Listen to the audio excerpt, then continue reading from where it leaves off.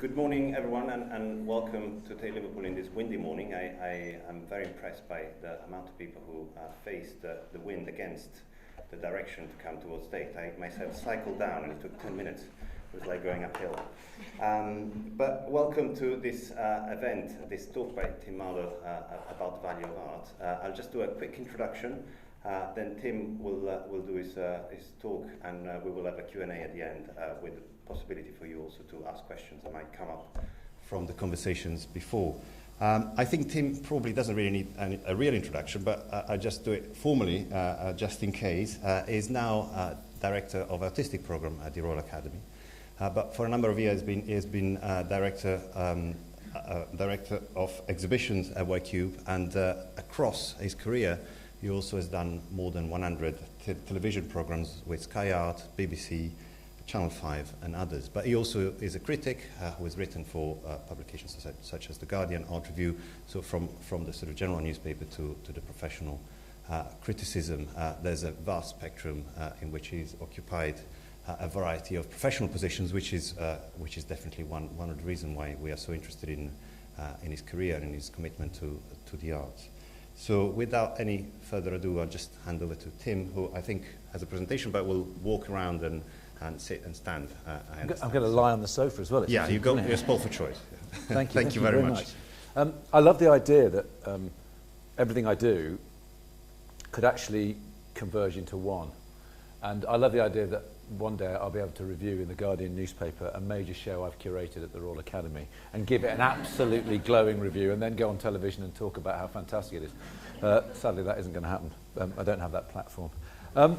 If I walk around because I have a kind of attention deficit disorder and because I have a slightly stiff back.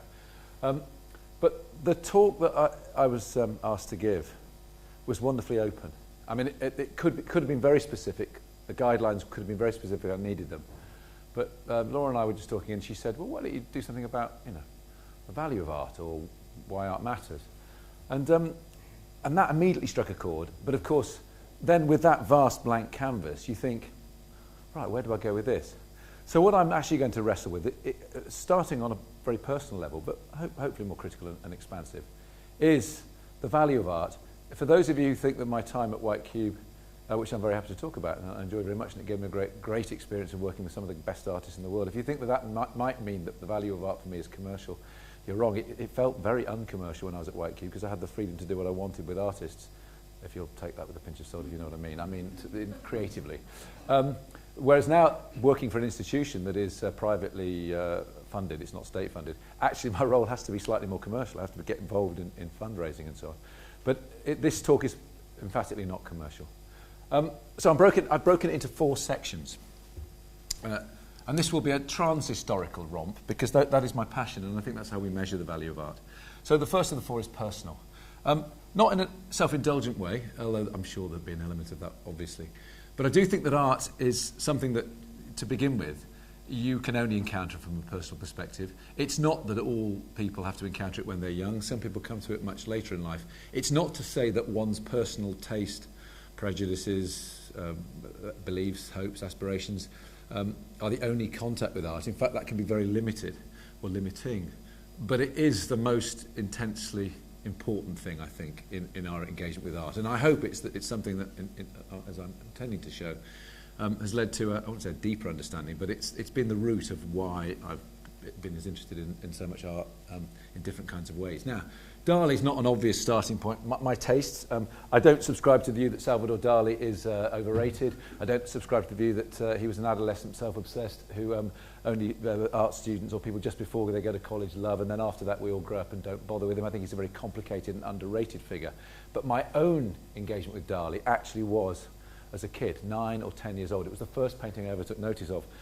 And actually, don't worry, I'm not going to be anecdotal about every single painting I show you, but my father was a vicar at that time in Northamptonshire, country vicar.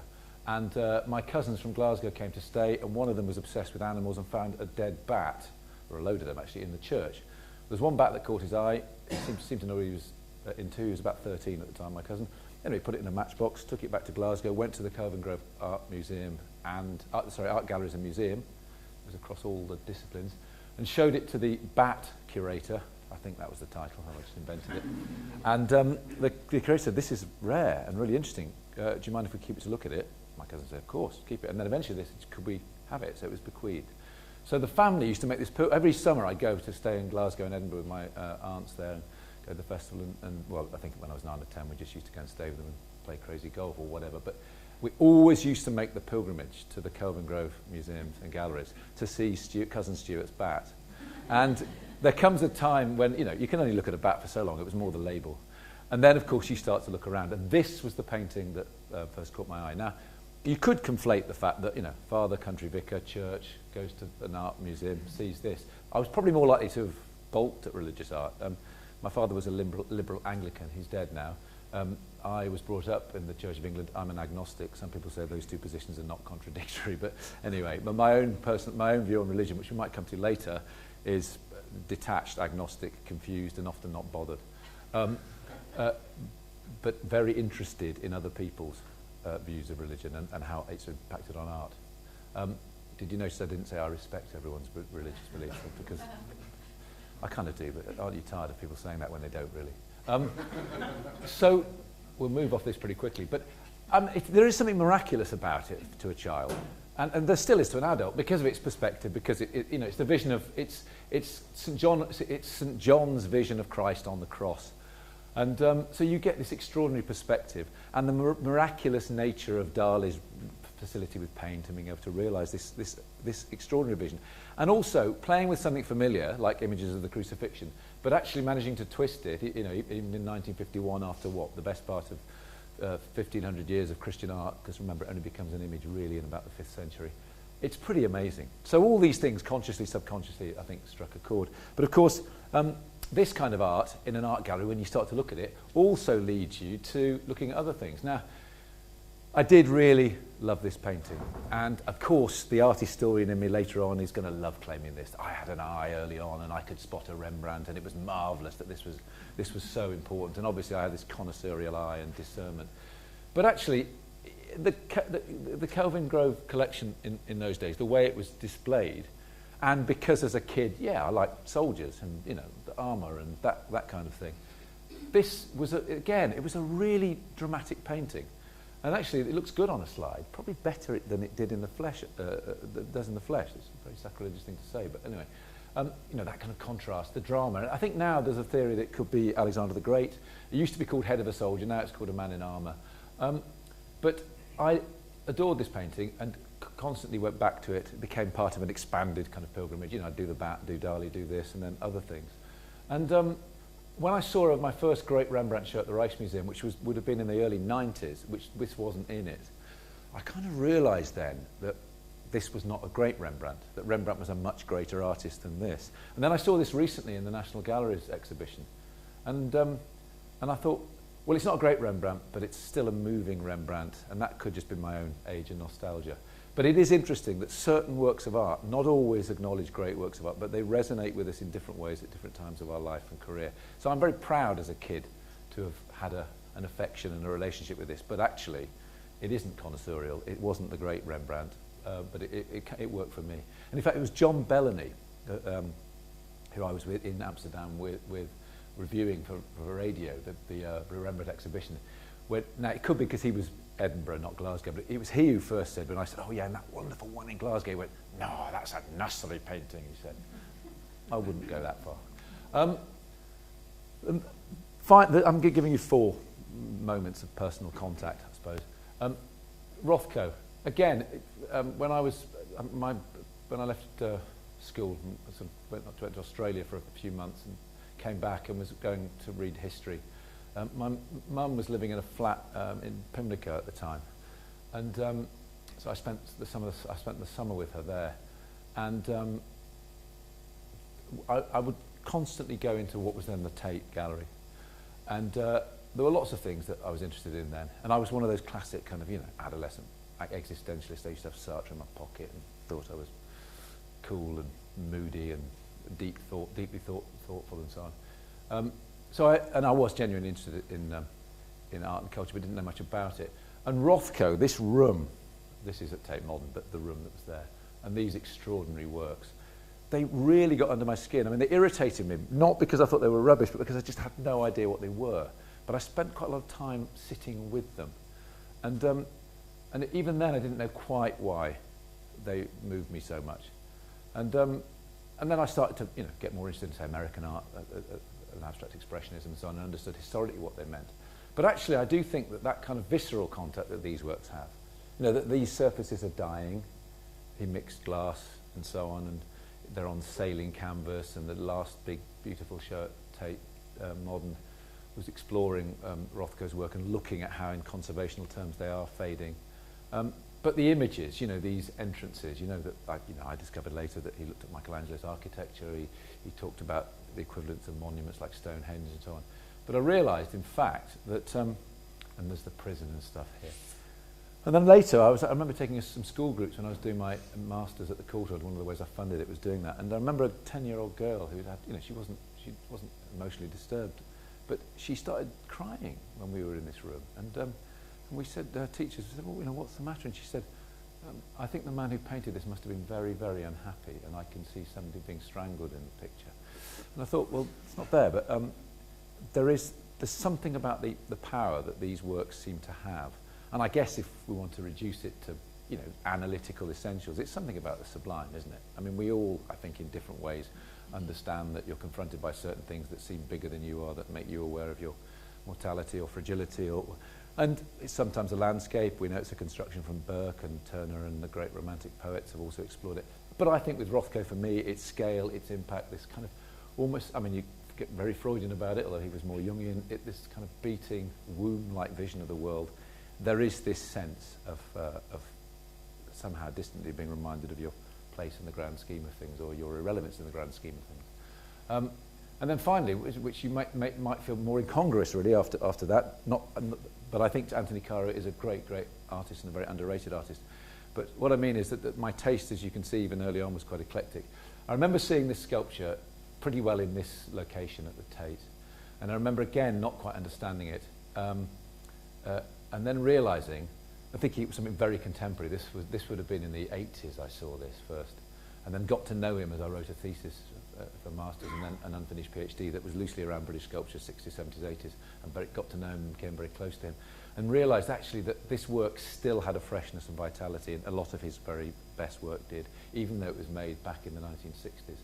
And so a particular interest in sculpture, and British sculpture in particular, was something that it struck a chord as I was doing an MA at the Courtauld, the themed course of which was French art between the wars, but it was something about British contemporary art that also struck a chord.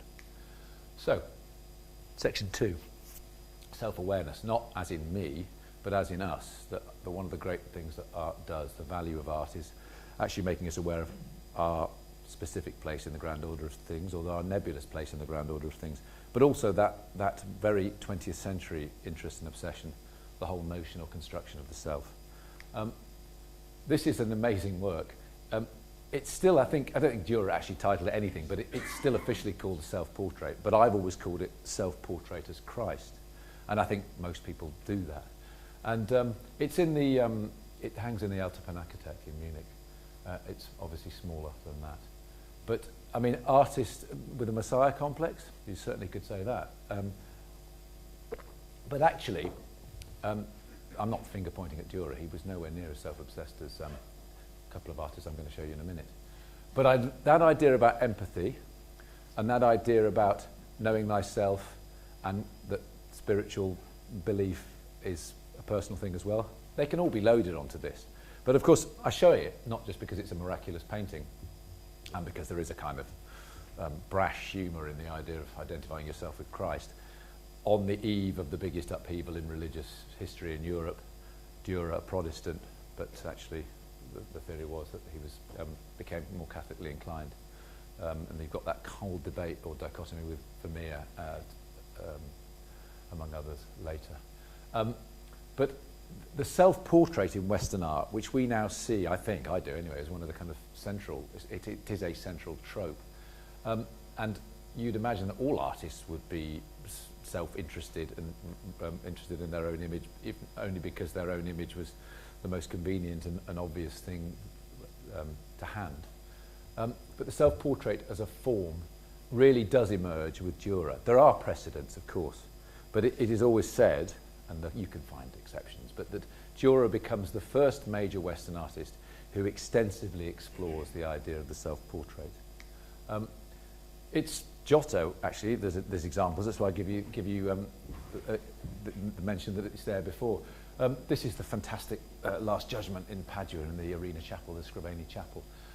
There's a tiny, I don't have the details, I have to point it to you. Here is Enrico Scrivani, who's the patron, donating his church to God, to the heavenly firmament.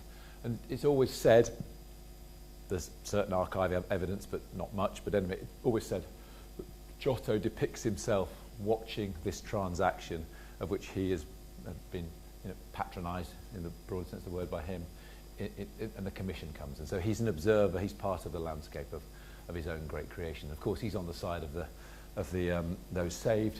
But the idea that anyone, I mean, it's just a little signature. It's a bit like Hitchcock appearing in his own films, and then not. But the idea that anyone would have seen that, or it was in any way an emphatic statement, is obviously not the case. What you notice as you step back to look at this extraordinary thing is a whole variety of different things. What's brilliant, though, is as you leave the chapel, and as the worshippers would have left the chapel from the time it was created in the beginning of the 14th century, I mean, you might glance up that way, but you're really going to glance up that way. And seeing Satan devouring the sinners and excreting them down below is a brilliant thing to have burnt on your retina or your mind if you're leaving a church with a certain religious ideology being pushed at you. You confront. And of course, I'll come on to religion more specifically in a minute, or the spiritual dimension. But this is also an image where, on one level, Michelangelo's Last Judgment, the latter part of the Sistine Chapel, a lot of the art history, as well as some romantic scholarship too, has Michelangelo agonizingly wrestling with his own conscience, his own moral conscience, his own mortality, and the place of spirituality in the grand scheme of things. And I buy most of that. But also, the empathy and the placing of self in this work is interesting. So this detail, which if I go back so you can see where it would be, it's here. So this detail is, again, some art historians contend that it's not the case, but most go along with it. That here is his image of St. Bartholomew. His own skin is sloughed. He loses all his skin. And the theory is that this is a self-portrait. I think that's as radical a vision of self as anything that's being produced in contemporary art. That's not making a value judgment that one's better than another, but the idea that radical depictions of the self only are something that's happened in the last 30, 40 years, that's as radical a vision as any, and it is incredibly culturally, morally, spiritually loaded. But then the master of self-awareness, the construction of the self, Rembrandt. Here's a beautiful early Rembrandt. I say beautiful, it's actually quite scratched, and here he is in his studio as a very young man, just coming of age, 1628. Stepping back, there's all sorts of constructions one can make around this. Simon Sharma does a wonderful, almost narrative of, he's confronting the distance between himself and his canvas, and the bridge he's got to make and what he's going to do, but also peering out under the shadow of the hat and the fringe, these familiar eyes, Rembrandt's eyes. That's the beginning of Simon's great book on Rembrandt. But it's a very telling image, isn't it? And again, an early example, not just of a self-portrait, but the artist as physical being, holding his maul stick, holding his palette, holding his brush, confronting the blank canvas that we can't see. We're behind it, but is he confronting us, confronting that, and so on? He's also confronting himself with his palette behind. To the whole spectrum of Rembrandt, here, one of the great works, the self-portrait with two circles. I used to think this was a well-kept secret, and of course it wasn't, but everyone, I think, now seems to claim it's the greatest Rembrandt. I remember once talking to Lucien Freud. That's a fantastic name to drop, but I did actually have breakfast with him, and he did talk to me about this work and say, he said it was a roadmap of human experience. He said it was so perfect, so utterly perfect and resolved for him, that it almost made him want to give up painting. And then I tried to grill him more and he changed the subject, but it was a nice thing. You know the story of the two circles. It could be the Giotto being able to complete the perfect circle freehand. I also like the idea of it's a life coming full circle. I mean, he's confronting his own mortality at the end. I think there's time for a very brief anecdote. I was once quite ill. Nothing serious in the end, it turned out, but I had a blood clot, and I was actually on the way to film, and this thing happened, and I got put in an ambulance. And I think I encountered the only London ambulance man who had an interest in art history, who watched art television. Because he said, "You all right? Do you want some morphine?" And I said, "I don't think so, no." He went, "Well, I know you're in telly, you know, a lot of drugs and all that." I went, "No, I don't. No. He said, I said, "Yeah, how are you talking about it?" He said, "Well, I saw your Rembrandt programme a couple of weeks ago." I said, "Oh, did you? It's great." So I'm lying there thinking, I'm having a heart attack. I don't think I was. Well, they say it was minor, but it was a blood clot anyway. So he said, I said, "Oh, good. And he said, "That Rembrandt, was he a very self-obsessed, vain man? Was he a vain man?" And I went, No, why? "Oh, you mean the self-portraits?" No, actually. And then I started giving a lecture saying, well, you know, he did these things called tronies. He did sketches. He looked at himself. He was studying himself, using himself as a model, actually, so that he could then explore expression and pose and everything later on. But I think he was interested in himself too, but he did it in such a self-aware way. And then I started telling him about Jock McFadden, a painter who once said to me on a review on radio that the great thing about Rembrandt's self-portraits are, you know, when you come home 2 in the morning, you've had far too much to drink, you put the bathroom light on, it's far too bright. You see yourself in the mirror and think, shit, is that really me? And then you think, yes, it is. That, said Jock, is how Rembrandt's self-portrait is. And he looked at me with incredulity, and then I went, yeah, I will have some morphine, thanks. Egon Schiele.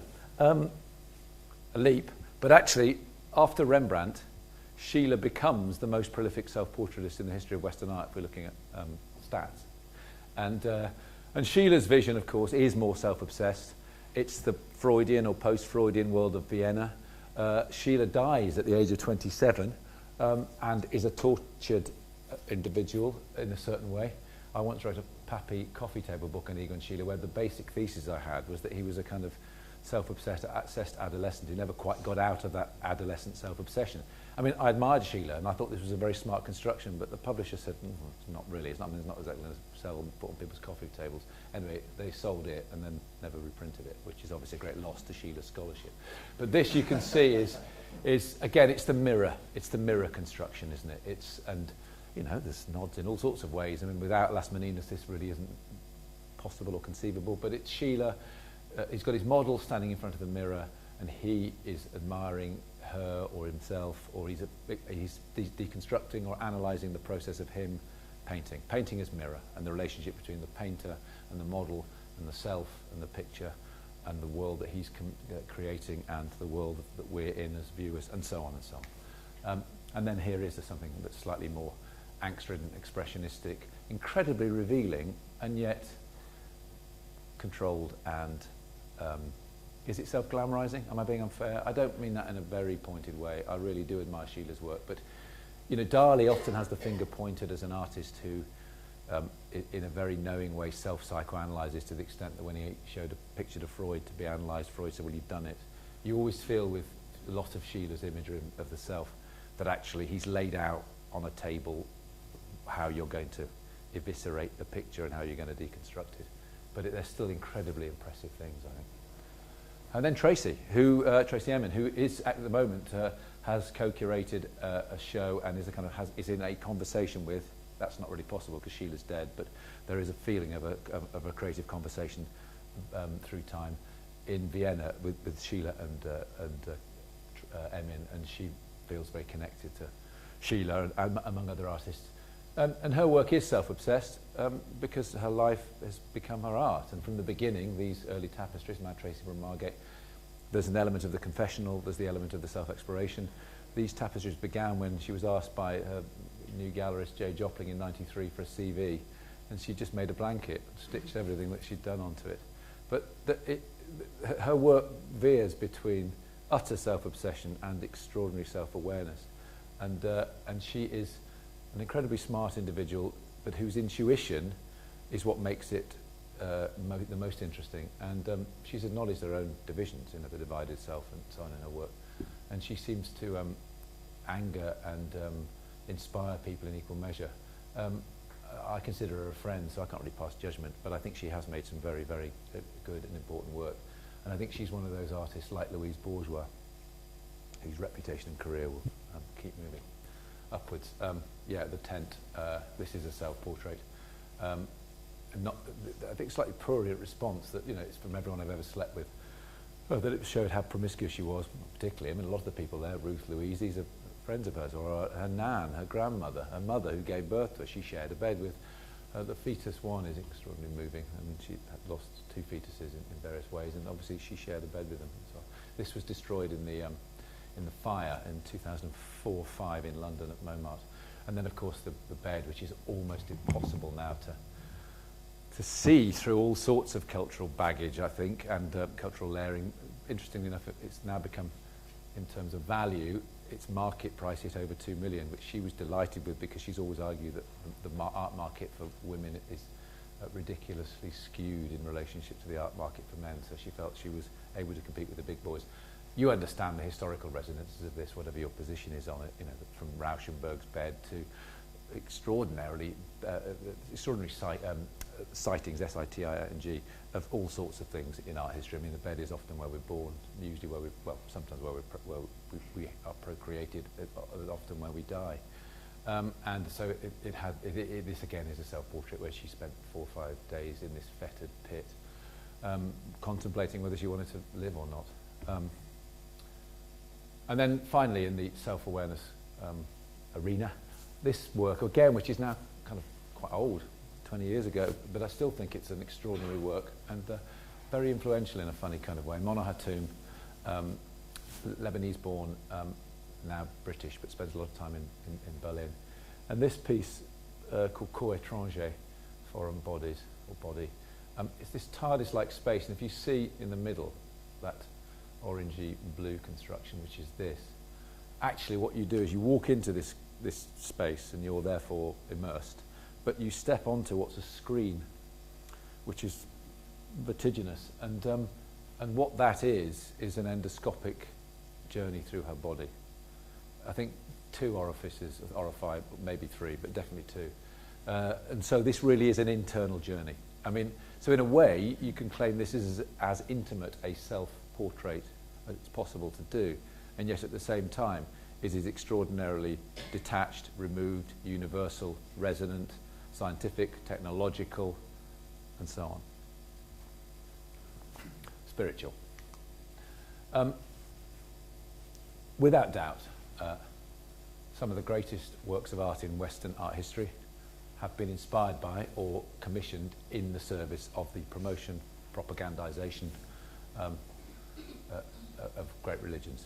Christianity, above all. I mean, in Western art, Christianity. The spiritual dimension in art is a much broader, more nebulous, and I think more important aspect. But I show you this to begin with, the great altarpiece from Antwerp Cathedral of Rubens' Descent from the Cross.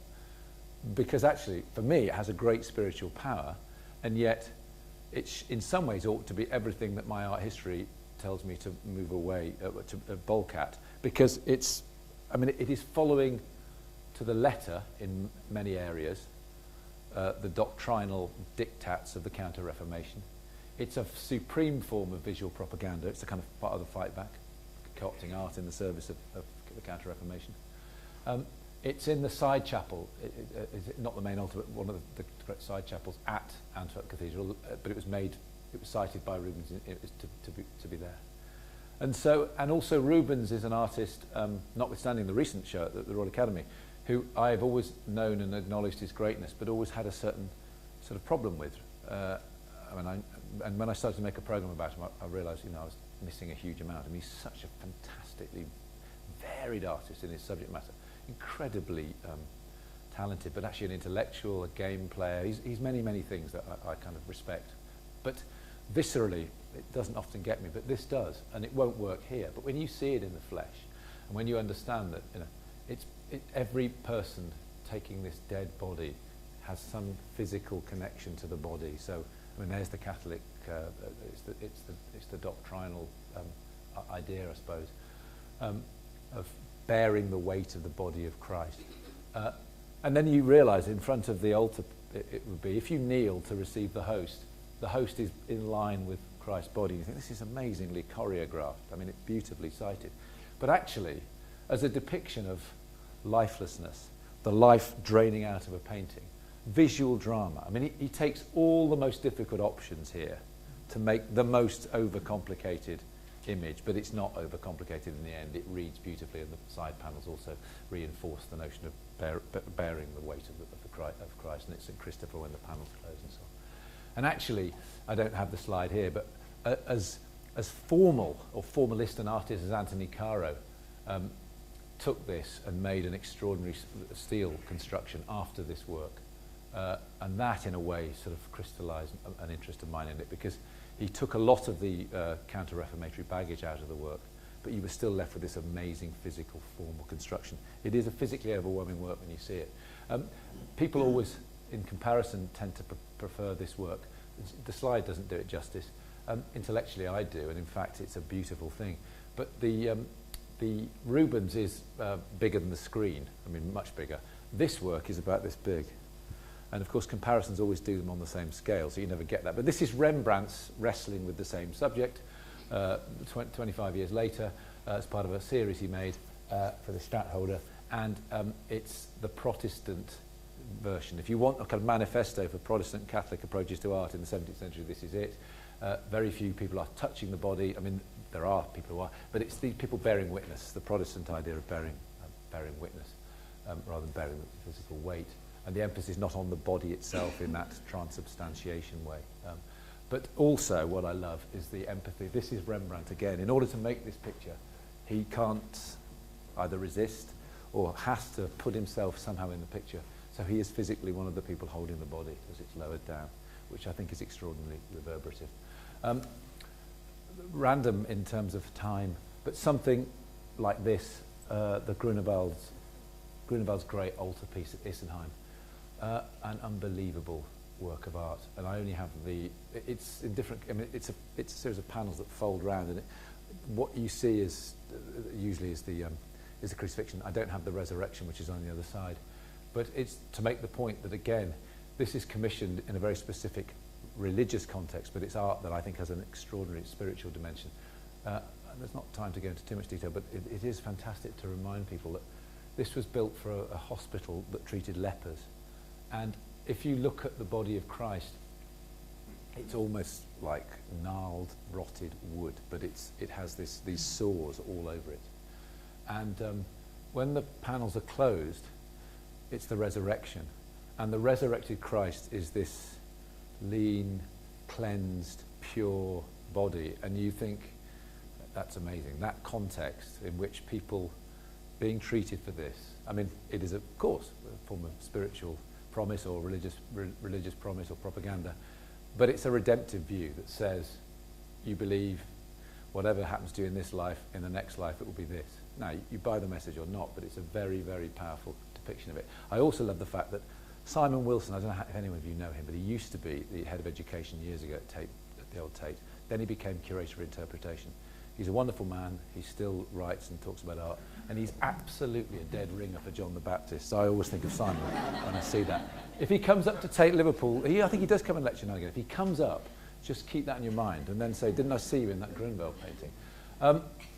The great work, a great painting across the board can inspire great artists, all kinds of artists, past value judgment, but it can also begat great art. And so that's obviously a general principle of art and art history and how art and artists work. But it's interesting that in a religious, spiritual context, someone like Jasper Johns, who absolutely has, to my knowledge, brief knowledge, I've met him as well, but a long, long time ago, but hopefully I'm making a show with him sometime in the near future, he has no religious belief. But he saw the Grunewald Isenheim altarpiece in 1976, and it kind of embedded itself in his conscience in all sorts of different ways. So, again, this would be if I was giving a proper lecture, I'd give you the right kind of comparative slides. But there's a form here that actually comes from a figure of a fallen soldier in the resurrected image from Isenheim that's repeated here. And Johns actually wants to play with conscious and subconscious imagery, the embedded image in his painting. It's about physical and intellectual construction, but it has a kind of spiritual or subconscious undertone. John's is, I think, one of the most intelligent and complex of artists, but he has this wonderful capacity not to describe or unravel or deconstruct everything, not just as a device to make things seem more mysterious than they are, but because he knows that certain things are there for reasons he can't fully explain, and that's the kind of mysterious spiritual dimension that I am hinting at.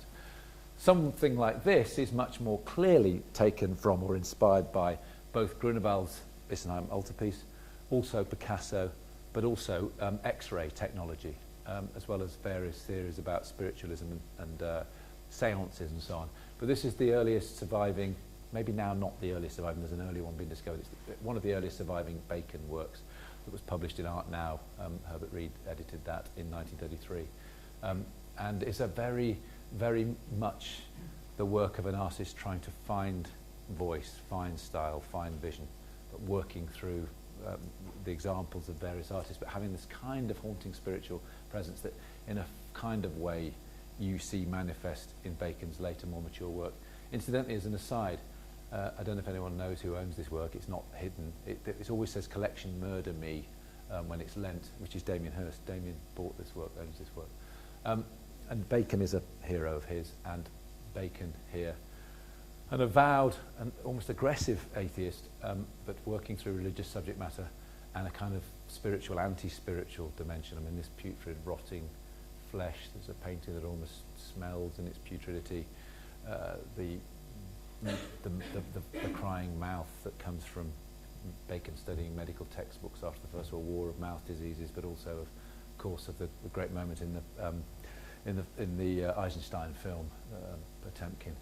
But this triptych format that Bacon develops, and not actually doing necessarily an explicitly religious image now, but studies for figures at the base of a crucifixion. You see how this religious and then spiritual dimension starts to enact on Bacon's work. And then to Picasso's Three Dances, which is, again, has been always one of my favourite works because I kind of grew up with it at the Tate, and it was always something I was able to take school children to or use in various kind of forms in lectures. There's great narrative layering and underpinning, which I'm not going to bore you with now, but it is a work where Picasso is using the reference of Christian Catholic iconography, but is able to fuse it with there's a deeply personal story that underpins this about the death of a friend. It's about the conveying of rhythm and dance. It's from the kind of balletic grace to a tango-esque figure on the left, to Easter rituals, to how you use the language of cubism, both analytic and synthetic, to create something that is considerably more than just an image of either three people dancing or as an image of crucifixion. And then I think something that is more literal but actually has a kind of drama and does push the religious and spiritual debate in quite an interesting ways. Damien Hirst, this is one of the formaldehyde pieces, a great title, I think, I Blame the Parents, the crucified form, a crucifixion of three cows in a work that weighs over 10 tons. But the brutality of the crucifixion and the desire of many artists, not all, but many artists, to try and convey its brutality and its viscerality in both a photographic age and then post-Duchampian age. For Damien Hirst, one of the aims, among other things, is how do you show something to be so brutal and real? How do you represent it? Why not try and do something that actually explores the reality of decayed, dead flesh and so on? And it's provocative. So is this. I've forgotten what was on the bottom of this. I said to my assistant, I want a Gilbert and George, I want the Son of a God picture, I want the one that called Was Jesus Heterosexual, because that caused a huge amount of controversy. I had letters when I was at White Cube and we staged this work. And people, funny enough, people didn't write in and complain about the God loves fucking at the bottom, which I'll tell you more about in a minute. It was the Was Jesus Heterosexual, to which, in my self-appointed role as White Cube's theologian, I was able to write back to people and say, well, I have talked to the Bishop of Oxford about this, and he certainly agrees with me that it's impossible to blaspheme by simply asking a question. Gilbert and George, of course, loved that, and then said, yes, but we've asked our friends, and their answers are, I don't know, probably, or probably not. Anyway, the image, the wording along the bottom, of course, is provocative and confrontational, and Gilbert and George are avowedly anti-religion. But actually, this, they say, was the graffiti on a lavatory wall that they found. And in a way, it is quite a life-affirming thing, that what it says is the religion's obsession with prurience and the religion's often being so hung up about sexuality, human sexual engagement. This, they say, is a celebration of that. God loves fucking enjoy. I mean, it's how we procreate and so on. It's God's gift if you believe that, they say, or if not, we should all be doing it. Anyway, they can defend it much more better than I. I would probably get hammered if I put this into a public arena about art, censorship and religion. I'd be prepared to have a go at defending it, whereas they can do it in that fantastically deflective, polite way. But with real edge. They hate religion. They did a print recently called Ban Religion. They're even-handed. All religions, all superstitions. Nonsense, absolute nonsense. It's a bad impersonation.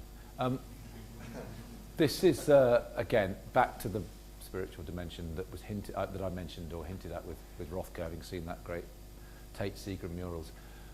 The Euston Chapel, which was Rothko's, I mean, there was a chapel-like feel to the Seagram murals, but of course, as you know, they were made for a restaurant. He couldn't bear it being the backdrop, cosmic wallpaper, I think he said, to the idle chit-chat of ladies who lunch or something like that. So he decided he couldn't put them in the building, much to Philip Johnson's dismay, and then he donated them to the Tate because of Turner. And they arrived, and they literally arrived. The cases were there at the Tate the day that the news broke that Rothko had been found in his studio having committed suicide. So they have a very spiritual resonance, and that's layered with all that tragedy. But he was interested in tragedy in the Nietzschean sense too, was Rothko.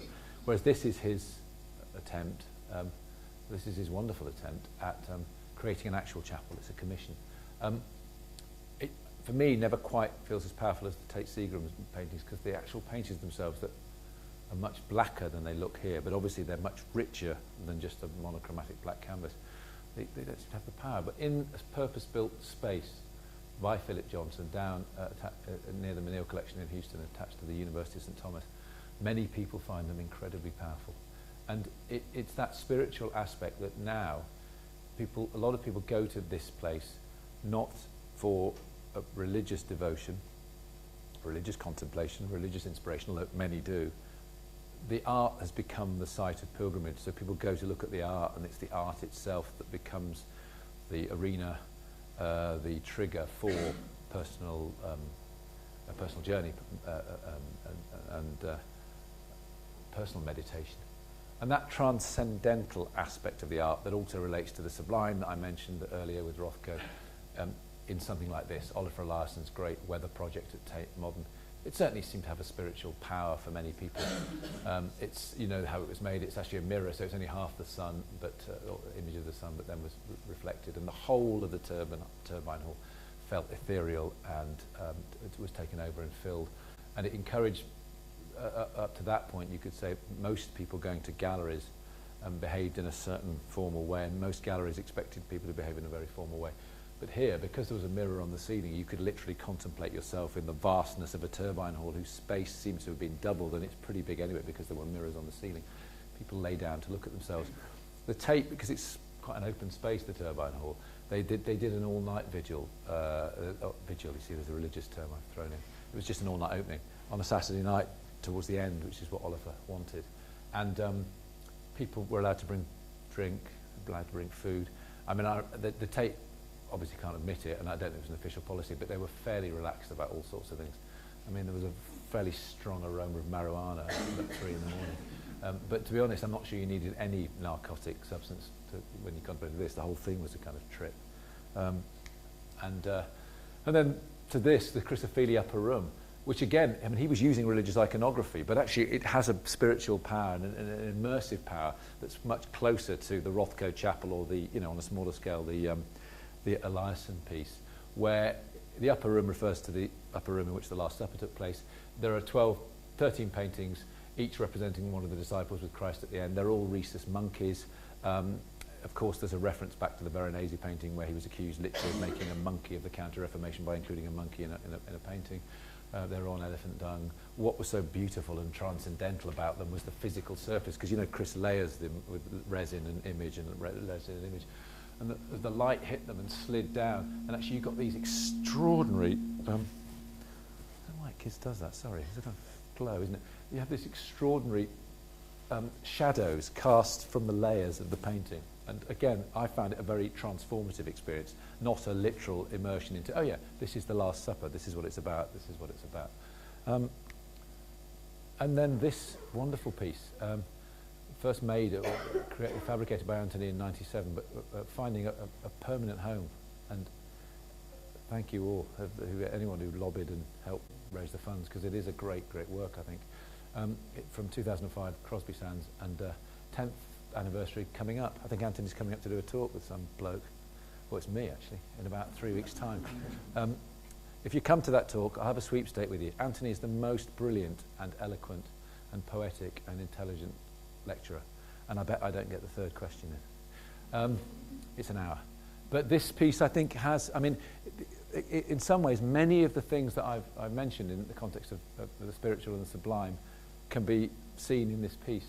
But I'll just let the piece speak for itself. You know it more than me. I have been twice, but I need to go again. It's very, very simple idea, a very complicated thing to install and to maintain, but a beautiful idea that there's this plane, the imaginary plane that would be on the level of all the heads tilted like so. But it is surely a piece where you become aware of yourself as a body in the landscape and the fragility and the rhythms of time and so on as it becomes, I mean, and it changes with the light, with the tide, with the seasons and so on. But there's something kind of permanent to a certain extent. But as Anthony says, it's about the fragility of the human project too. Finally, political. Much good art is political. It's a contested subject now, and the Venice Biennale, which I'll show you a bit in a minute, is being either accused or lauded for getting more politically involved. I think it's certainly true to say there are moments in art history where art's relationship to politics is higher and then lower. And I think that one of the things about modernism, and certainly the early decades of modernism, after the painting of modern life in the 19th century and that kind of idea from Baudelaire and others, and Impressionists in fundamentally engaging with modern life, and this being a fundamental shift. I think as some of the impulses behind modernism's formal deconstruction and reconstruction of means of representation, Cubism, I think a lot of that became more about formalism rather than politics explicitly. Because there's a political dimension to it. But of course, as you'll see in a minute, Cubism and the post-Cubist language of Picasso led to one of the most celebrated of all political paintings. But I just started with this, and actually, name-checking Cubism is not a million miles away from Uccello's vision back in 1440-ish. And this painting, which quite rightly is seen as one of the major staging posts in wrestling with single-point perspective, the Renaissance rediscovery of or emphasis on the importance of perspective, foreshortening, and the technical difficulties of that, and the whole thing that still goes up to David Hockney, whose work I saw earlier this week at Anneli Judah, where there's photography, the flattening out of images by photography, painting being made in response to photography, his absolutely irrefutable assertion that most major Western artists, including Vermeer, including Caravaggio and others, use lenses. It's just not an argument.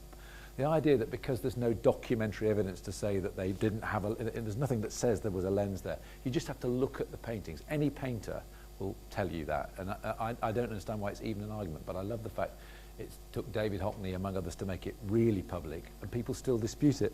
Anyway, not that I feel strongly about that. This is often seen, and I think most interestingly seen, in that context. It's also part of a triptych. It's a beautiful, it's in the National, but it's part of a trilogy of triptych. One's in the Louvre and one's in the Uffizi. And it depicts a battle sequentially. It could be a dawn, middle of the day, dusk. It's certainly stages of the battle, but it has political undertones, hugely. It's about the central figure, Niccolò di Maurizio, who's a Florentine, aggressive, triumphal. It's about the triumph of Florence over Siena. It's about the political, military and cultural triumph of this dominant city-state. It's actually a pivotal moment in that century where, without this kind of victory, it is debatable as to what would have happened in terms of the emerging momentum in the Renaissance and its patronage and so on. I'm not saying without this no Renaissance, I'm just saying it has an interesting political, very interesting political connotations. And its importance was such that Lorenzo de' Medici, that shrinking violet, I mean, he actually stole all three and insisted they came to the Medici Palace. He understood the power of painting as propaganda. He understood the power of it as a political statement, as well as understanding that the best political art, or the most powerful political messages, are conveyed through the most original and imaginative of means of representation or of art. That should be the marriage. The problem with political art is, I don't include this, is there's a lot of risible political art. The message is great, the means of doing it is often not great. This is political too. I mean, you know, David is a symbol of a republic, but also there's a great kind of and also conquering the giants. I mean, Florence was a bully. It decimated Siena, but it felt it was being surrounded by papal states and so on, and wanted to have a symbol of its republic. But interestingly enough, when this was finished and it was carted through the streets, moving, amazing. You know, it was. I mean, we now see it in the round. It was made to be hung. It was made for a niche up on the side of Florence Cathedral, the Duomo there. When it was carted through to be installed, it was panned both by I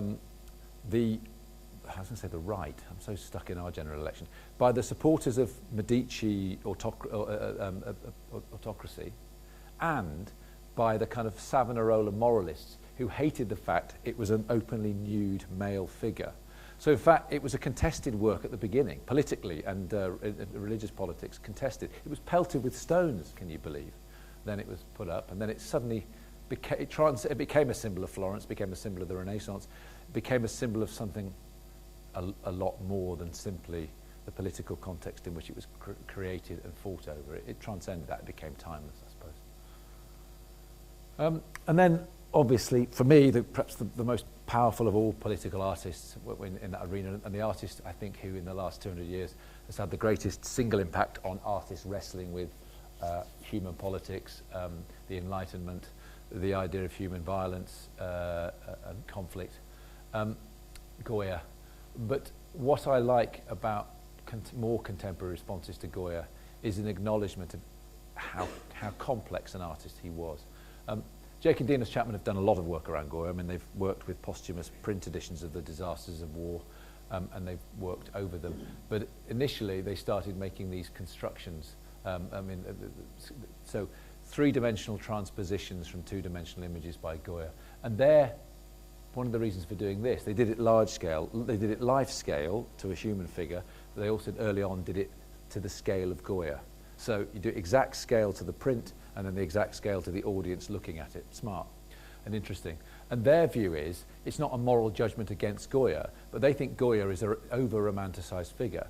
And they feel, and I probably agree broadly, that Goya's moral position is nowhere near as clear as war is bad, the Enlightenment is good, Napoleon is bad, what he did in Spain is terrible, and the Spanish were the victims and all this, much of which is true. Their point is that in order to make certain political points, you need to use certain visual and emotional and moral and physical devices, and that making images of decapitated forms hanging from trees in eviscerated sort of compositions, there is a kind of prurience potentially visible there, and there is a kind of moral neutrality that can be argued. Now, once you put that case, people then get very upset. How dare you cast aspersions on Goya? He's a great artist.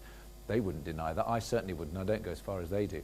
But I think it's to Goya's credit that there is a kind of ambivalence, and that he has to acknowledge that in order to deal with violence, in order to deal with a kind of almost pornographically violent image, which is what Jake and Dinos are exploring, you have to use these kinds of forms. And there's always that boundary, and there's always that issue for artists.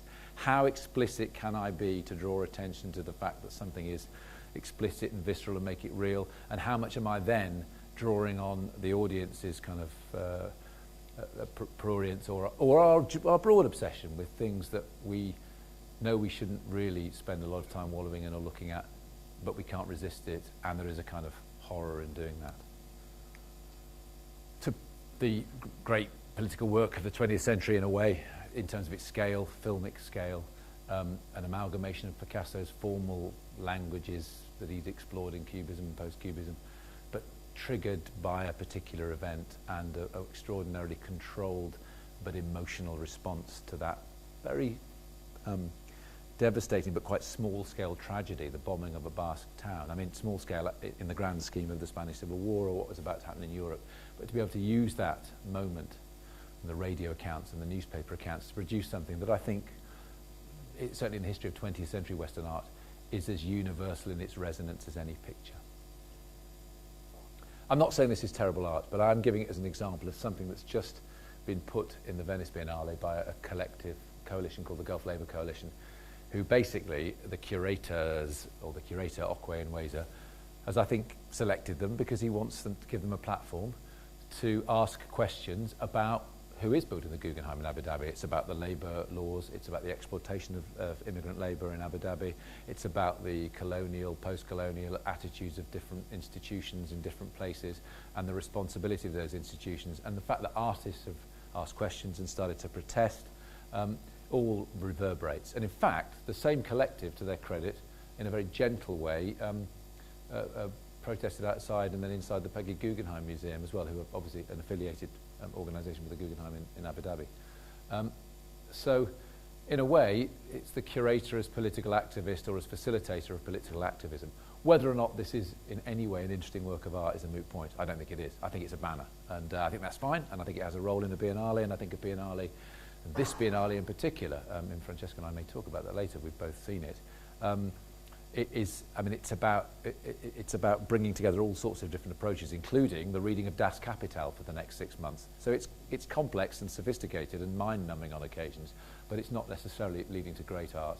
You don't always find great art in any Biennale, but this, the artist is, it's terrible, because all I can say is I think he is from Ghana, and I ought to know the name, but in a class I'm doing this afternoon, I have in my notes the name. So if anyone wants to know, I can tell you afterwards.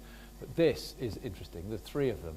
And actually, they're welded, there's a chair welded from decommissioned weapons. I don't think the artist calls it an arms chair, but he could do, or she could do. But it's a very subtle, I mean, using decommissioned arms, it isn't that subtle, but when you don't know what it is, then you look at it and you think, blimey, then you read what it is and you think, crikey. But it's an interesting transformation, I think, and perhaps a more powerful political piece in terms of using art and the transformative power of art than a banner that says exactly what it says on the banner, which I'm glad is there, just to reiterate. To this piece, which is attempting to use the staging devices of art, I mean, it does, and it is, has a certain personal, relating to individuals and so on.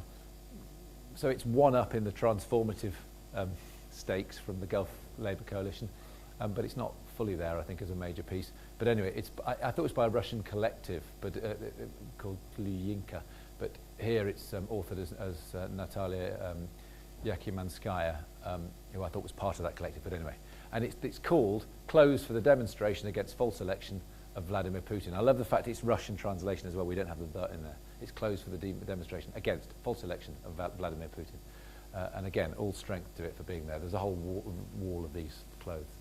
And I think this is something that will probably resonate or reverberate much more strongly in Russia, where the references will be more widely understood. And although it's obviously in a Biennale, the purpose is to bring to broader public attention, I don't think it's exactly a secret that there's issues about the election of Putin. But I think this may actually reverberate better when it's reported back in Russia. To this, which is the final political piece. There could be many. For me, the greatest political art of the last 20 years would include people like Doris Salcedo, who I have a huge regard for.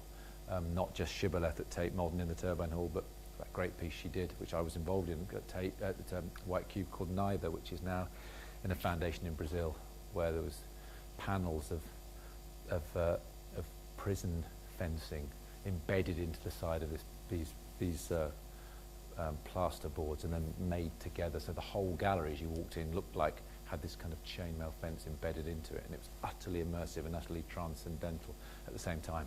I mean, I could have told you about that, but instead I end with Ai Weiwei, partly because I am making a show with him at the Royal Academy, so it is a bit of promotion next September, but also because I think he is quite rightly revered and celebrated for his stance against the authoritarian regime in China. He was beaten up. He did have a brain hemorrhage. He was jailed for 81 days. He now has no passport. So although he has free movement around China, he can't leave. And for the foreseeable future, we don't know whether he'll be able to. So in order to make the show, I have to keep going to visit him. But actually, this piece was part of the problem. Don't believe the bullshit about it being tax.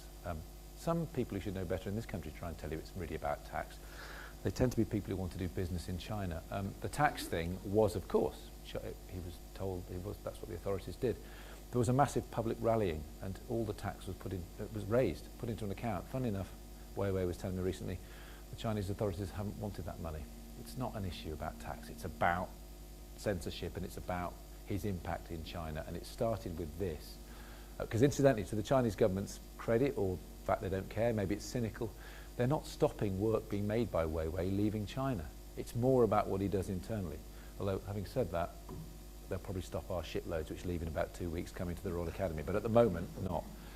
But this piece was part of a series he made around the Sichuan earthquake of 2008, where he got involved with actually a political activist, a friend of his, who invited him to come down and said, look, all these people died.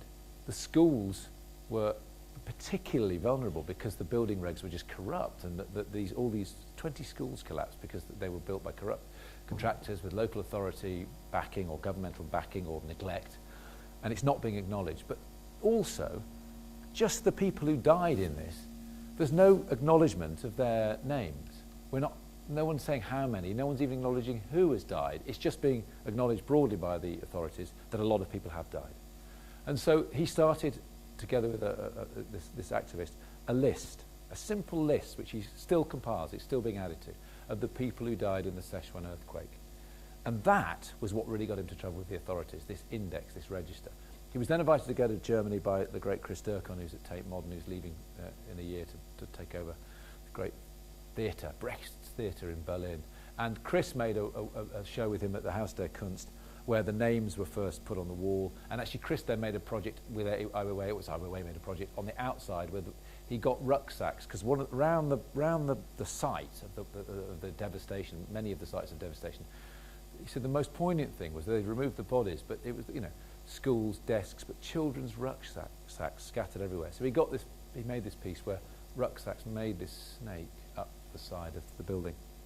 And then he made this piece that was first shown in the Venice Biennale 2 years ago, which I think is really powerful, but very simple. As you look at it now, you think, well, another elegant minimalist construction of steel on the floor with some kind of mapping pattern in it that refers to boundaries, borders, cross-sections, depth, and so on. And of course, he is playing with the language of minimalism, no doubt.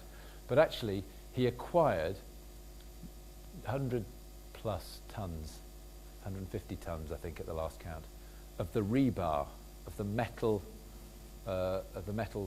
wiring, scaffolding that binds together the cement that made a lot of those buildings. He literally bought it all as if it was scrap because it would be recycled. And then he had it shipped to one of his biggest studio in Beijing. I've been to that big studio. He lives in an amazing compound that he's designed himself, but in a big studio. And over the successive 4 years, he and a team of studio assistants, his assistants, straightened it all out, returned it to something close to its former function. And then the piece, which is simply called Straight, sits as this kind of mute but incredibly powerful monument to these lives lost in an incident that witness is not allowed fully to be born. And I think that's a really powerful statement.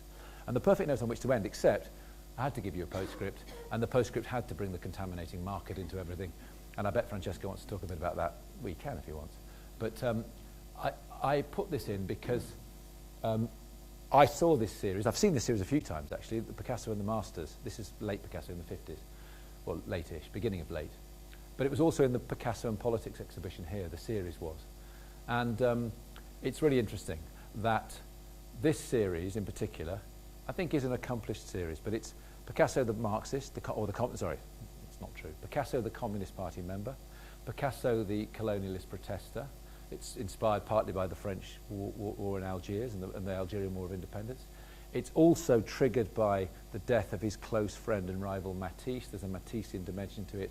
The Women of Algiers is also, as you know, from Delacroix, so it's loaded with art history. But it was the political dimension that was stressed here at Liverpool in that exhibition. And as I've tried to articulate it, it's a painting, it's part of a series that can be seen in a number of different ways. But Picasso wrestling with art history as well as political history, I think, is definitely there, and his own reputation and place in the grand scheme of art history and human history. These series, and there's Las Meninas, Rape of the Sabines, and this, and after the Déjeuner sur l'herbe, I think are always seen as very interesting to art historians, quite interesting to audiences as a late flourishing, but quite regressive Picasso in a way, looking back, reciting himself, and they have an interest. But as with all his late work, market not that interested, and reputationally amongst critics, not the most interesting period.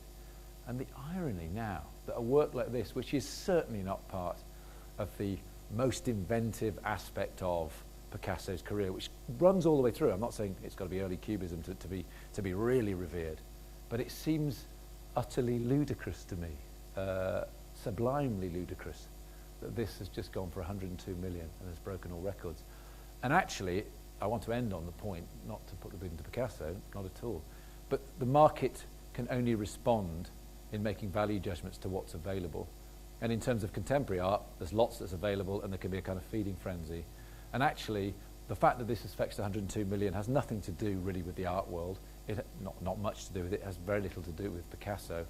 It has everything to do with what late free market capitalism is, and we're all part of that. So I'm not even pointing the finger. I think that kind of value judgment is completely beyond the remit of art, and it's the thing that we can't do. We can't really bring into consideration when we're making judgments about what art is about. So the value of art actually has nothing to do with that. Thank you.